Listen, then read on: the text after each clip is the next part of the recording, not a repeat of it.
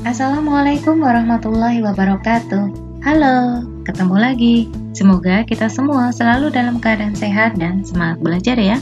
Oke, di video ini kita akan belajar lagi muatan bahasa Indonesia, kompetensi dasar 3.7 untuk tema 5 subtema 3. Materi yang kita pelajari adalah arti kosakata dan poster. Yuk kita pelajari dengan baik di video ini ya. Semangat belajar!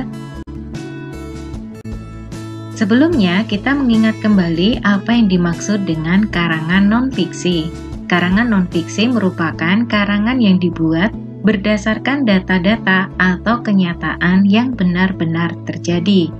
Contoh karangan non-fiksi. Yang pertama, buku pelajaran, ensiklopedia, teks pidato, laporan percobaan atau praktikum, biografi, dan jurnal, serta karya tulis ilmiah. Ada pula contoh lain yaitu teks sejarah atau dokumenter. Di dalam teks bacaan non-fiksi, kita sering menemui kosakata yang kita belum tahu artinya. Lantas, apa sih yang dimaksud dengan kosakata? Kosakata adalah perbendaharaan kata. Kita dapat mengetahui arti dari kosakata yang kita temui pada bacaan melalui kamus. Nah, apa itu kamus? Kamus adalah buku yang memuat kumpulan istilah disertai penjelasan atau makna istilah tersebut, dan istilah tersebut tersusun menurut urutan abjad. Langkah mencari arti kosakata dalam kamus. Yang pertama, kita menentukan kata dasar dari kata yang ingin kita ketahui artinya. Berikutnya, buka kamus berdasarkan urutan huruf awal kata dasarnya. Langkah yang ketiga, cari huruf berdasarkan urutan huruf sesudah huruf awalnya. Berikutnya, setelah ketemu letak kata dasarnya, kita memperhatikan kata yang sesuai dengan kata yang ingin kita cari artinya. Sebagai contoh, kita ingin mencari arti kata belajar. Langkah dalam mencari arti kosakata belajar adalah yang pertama, kita menentukan kata dasar dari belajar. Kata dasar dari belajar adalah ajar.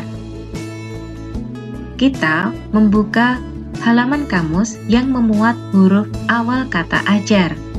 Huruf awal kata ajar adalah huruf A. Langkah berikutnya, kita perhatikan bagian kiri dan kanan atas pada halaman kamus. Pada bagian kiri berupa huruf A dan bagian kanan berupa kata abdi. Kata ajar huruf kedua adalah J. Huruf kedua juga diurutkan sesuai abjad ya. Jadi ternyata kata ajar tidak terletak pada halaman tersebut karena pada bagian kanan atas hanya memuat istilah atau kosakata sampai huruf keduanya adalah B atau abdi. Selanjutnya, kita mengulangi langkah sampai menemukan arti kosakata pada halaman kamus.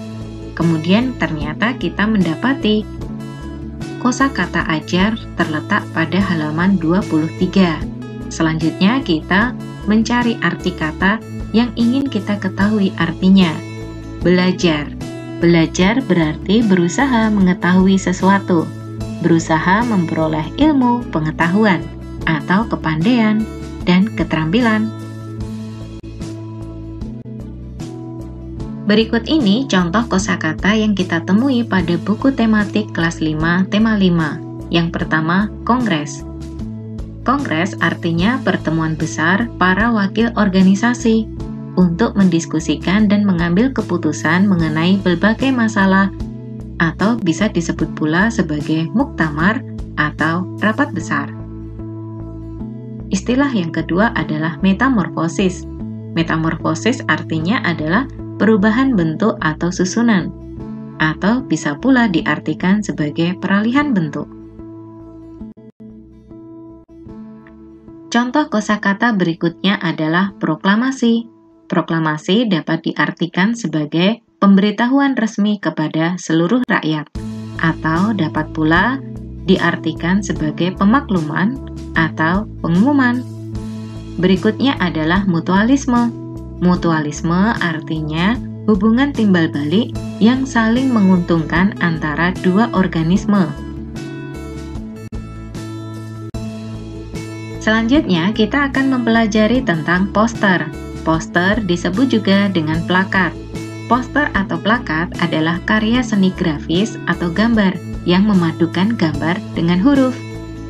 Biasanya dipasang di tempat umum atau media sosial. Poster memiliki kegunaan sebagai berikut. Yang pertama, menyebarkan propaganda atau ajakan tertentu. Yang kedua, menyampaikan informasi suatu acara atau pertunjukan. Dan poster juga dapat digunakan untuk mempromosikan penawaran barang atau jasa. Langkah membuat poster. Yang pertama, kita menentukan topik atau tema. Berikutnya, kita menyiapkan bahan dan alat-alatnya. Misalnya kertas gambar, pensil, penggaris, dan pewarna. Berikutnya, kita membuat kalimat yang bersifat sugestif atau ajakan dan menarik. Berikutnya, kita merancang gambar dan informasi yang sesuai dengan topik. Dan langkah terakhir adalah memilih warna yang tepat untuk kalimat dan gambar. Yuk kita berlatih membuat poster. Langkah yang pertama, kita siapkan bahan dan alatnya. Ada kertas gambar, pensil, penghapus, penggaris, dan pewarna. Berikutnya, kita menentukan topik atau tema poster tersebut. Misalnya kita ingin menyampaikan tentang metamorfosis kupu-kupu. Selanjutnya, kita membuat kalimat yang bersifat ajakan atau sugestif. Misalnya, pelajari yuk. Langkah berikutnya, kita melengkapi poster tersebut dengan gambar dan kalimat yang sesuai. Dan langkah yang terakhir adalah mewarnai dengan menarik. Oke, kita sudah selesai belajar. Terima kasih sudah menyimak video ini dengan baik. Sampai jumpa. Wassalamualaikum warahmatullahi wabarakatuh.